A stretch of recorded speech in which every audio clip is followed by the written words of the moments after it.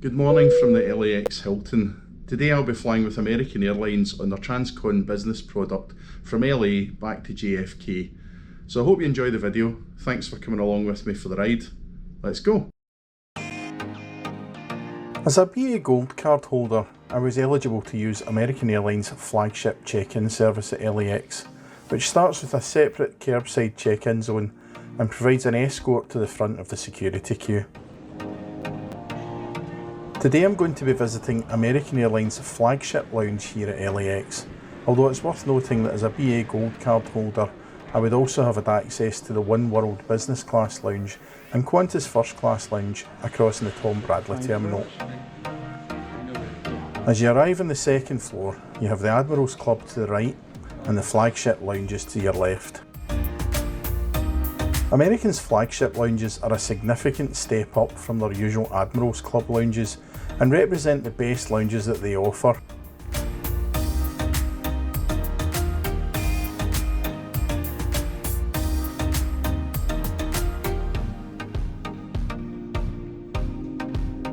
There was an excellent choice of items available in the breakfast buffet, along with a made-to-order omelette bar. And speaking of bars, a good choice of self-service alcohol was on offer, along with the usual choice of soft drinks, teas and coffees.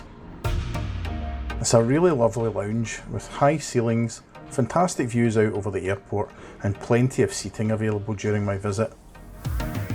As I was relaxing in the lounge, I noticed that my flight, which was due to leave at 11 AM, had picked up an hour's delay. Unfortunately, this would grow as the day went on, but as I had 3.5 hours until my connecting flight later that day, I wasn't overly concerned at that point. Since I now had extra time to kill, I decided to have a wander across to the Admirals Club Lounge to see how that compared with the Flagship Lounge. The lounge was absolutely fine, but it was smaller than I expected and a lot more crowded than the Flagship Lounge. Needless to say, I didn't spend too long in there and quickly headed back to the Flagship Lounge. These lounges also provide a separate Flagship dining area, but these are only available to passengers who are actually flying in either international or transcontinental first class. You never know who you're going to run into in LAX, and as I came back into the lounge, I passed by the actor Sam Waterston, who's probably best known for playing the character Jack McCoy in Law & Order. As it got nearer midday, the staff changed the buffet out from the breakfast menu to the lunch and dinner menu. I had a look at this, and again there was a fairly decent choice of hot and cold dishes on offer.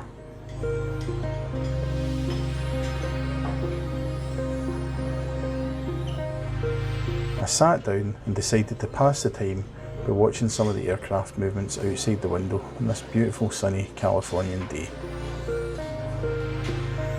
I was treated to the views of a couple of American Airlines retro livery jets, which were a real treat to see.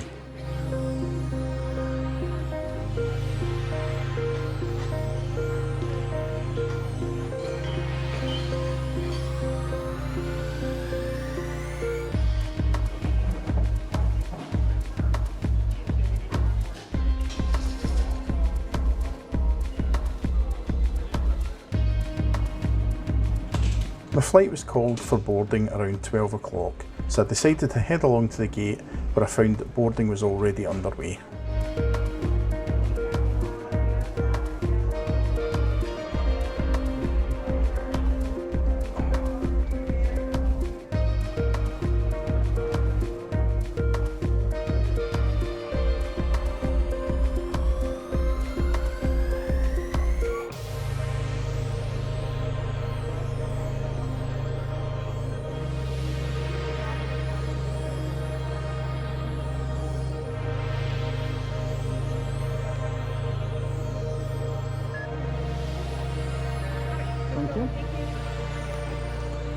Our aircraft for today's flight was this 8-year-old Airbus A321.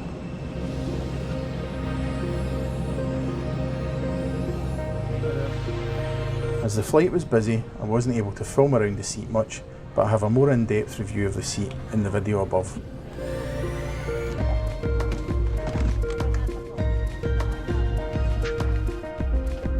finally pushed back from the gate around an hour and 50 minutes late and began our taxi to runway 25 right.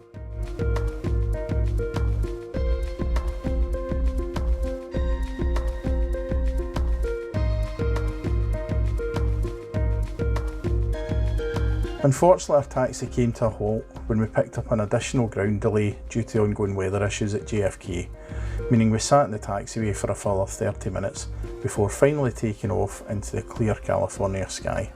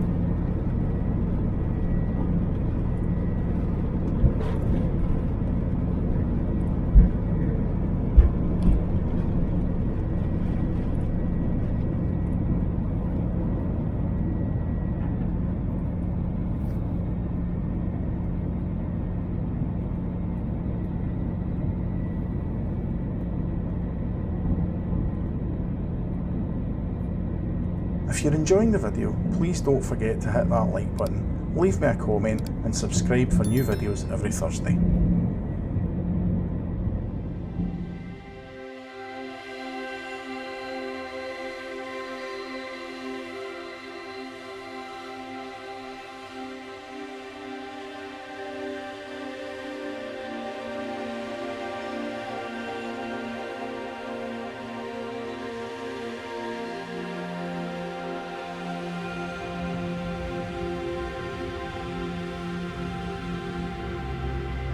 Once we'd completed our initial climb, Jodie, our cabin crew member, came round to take our orders and service began with our choice of drinks and a bowl of warm nuts. It turned out that she'd been one of the crew on my outbound leg a few days prior and mentioned that she remembered me from the flight. I'm guessing the number of Scottish guys on that route who happened to be filming stuff out of the window was fairly small.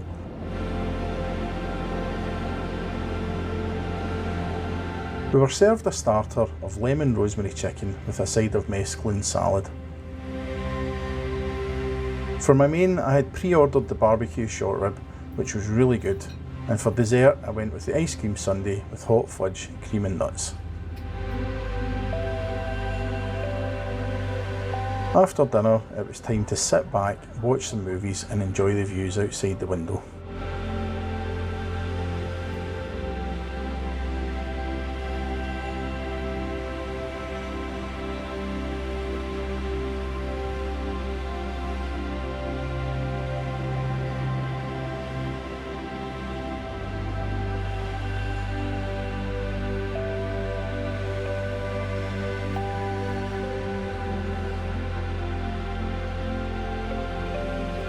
With the delays we had picked up departing LAX, my generous 3.5 hour connection to my next flight had now been reduced down to 90 minutes, which also included having to change terminals from Terminal 8 across to Terminal 7. It was still possible and I was holding out hope for no further issues before we landed.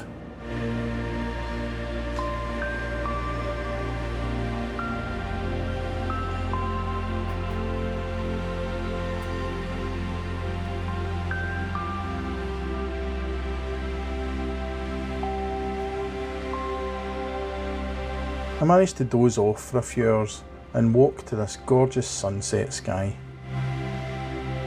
However, as the light faded outside the window, so too did my chances of making my onward connection, as we were put in a holding pattern with around 100 miles left to go, costing us a further 50 minutes delay, which left me now with only around 40 minutes between landing and the scheduled departure of my flight. As we came into land on runway 13 left at JFK, the reasons for the delays were abundantly clear, as the weather and visibility was absolutely atrocious.